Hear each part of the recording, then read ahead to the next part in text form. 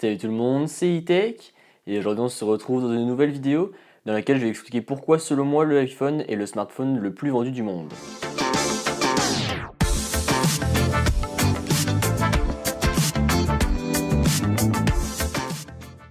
Donc premièrement, même si l'iPhone n'est pas le meilleur dans toutes les catégories, il reste quand même très bon.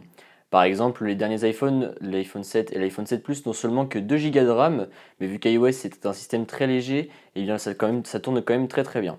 Pareil pour la batterie, c'est quand même relativement des petites batteries. Alors oui, certes, ça tient moins longtemps que certains smartphones Android, comme par exemple le OnePlus 5, qui lui peut me tenir jusqu'à 2 jours, mais les batteries sont quand même de plus en plus améliorées, malgré le fait qu'encore une fois, elles soient petites.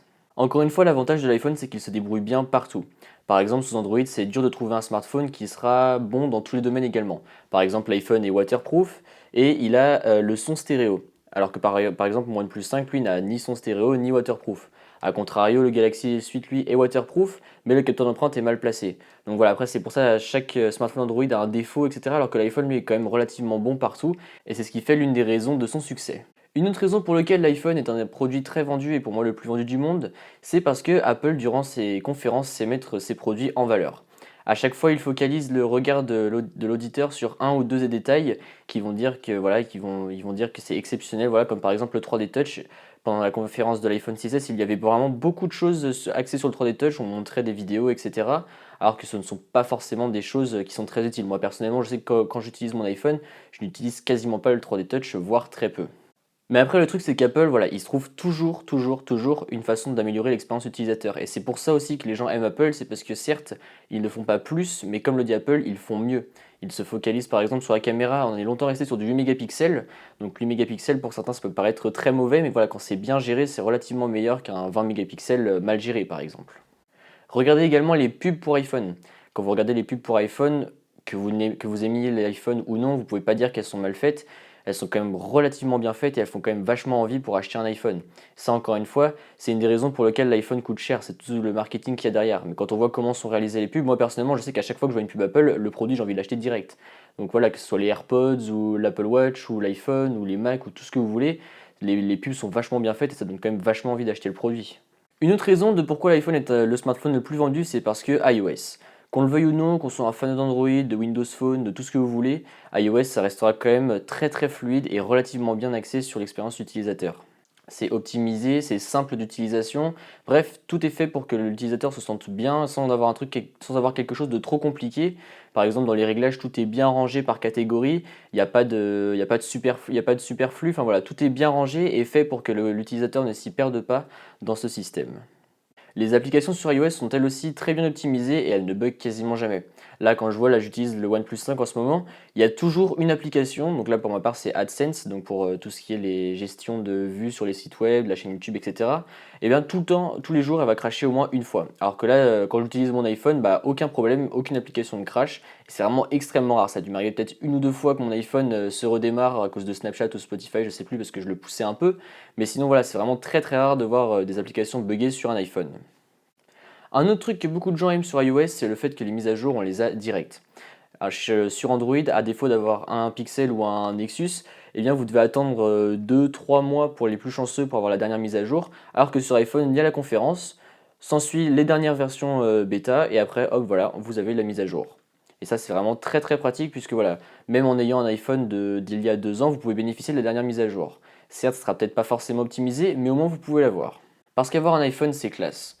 Qu'on le veuille ou non, l'iPhone est quand même super beau. Je veux dire, en termes de design, tout est bien fait, il n'y a pas, pas encore une fois pas de superflu, à part la petite caméra qui dépasse derrière. Mais quand on regarde un iPhone, on se dit quand même que c'est quand même magnifique, enfin, ce qu'on peut faire maintenant de nos jours.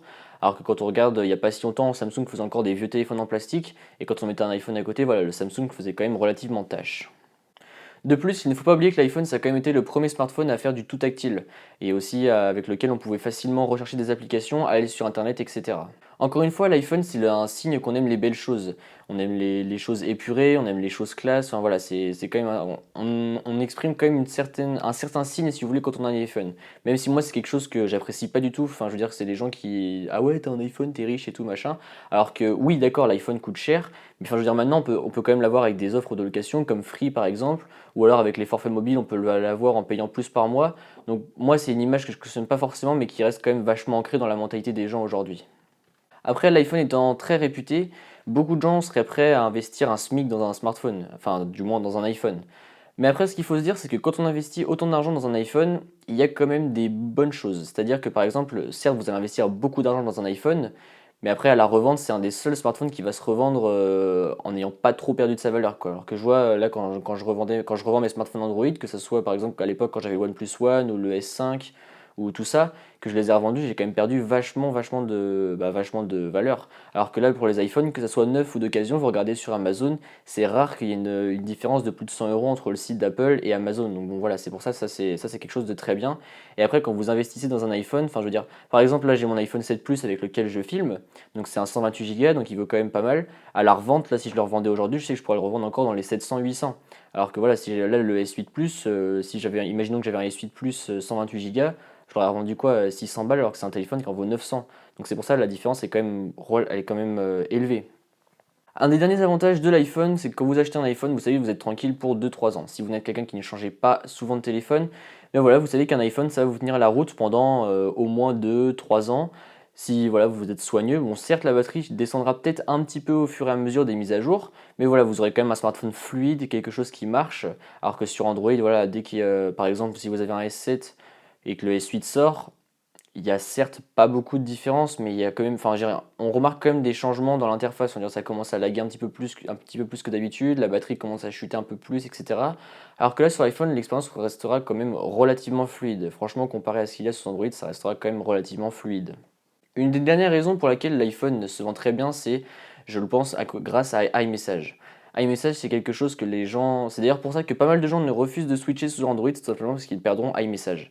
Parce que voilà, le fait de pouvoir voir que la personne a vu ses messages, d'envoyer des autocollants, maintenant on peut faire des envois avec les effets, par exemple feu d'artifice, avec les grosses écritures, les petites écritures, etc. Enfin bref, il y a beaucoup d'avantages. Et je sais que beaucoup de gens, je vois ça sur Twitter notamment, beaucoup de gens restent coincés entre guillemets sur iOS parce qu'ils adorent iMessage et du coup ils ne se voient pas changer sans iMessage. Alors qu'il y a pas mal d'alternatives comme par exemple Facebook Messenger, WhatsApp ou même Google Hangouts, etc.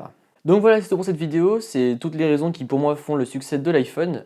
J'espère que cette vidéo vous a plu, si c'est le cas comme d'habitude n'hésitez pas à mettre un pouce bleu, à me suivre sur les réseaux sociaux qui se trouveront dans la description et à vous abonner. Allez, salut!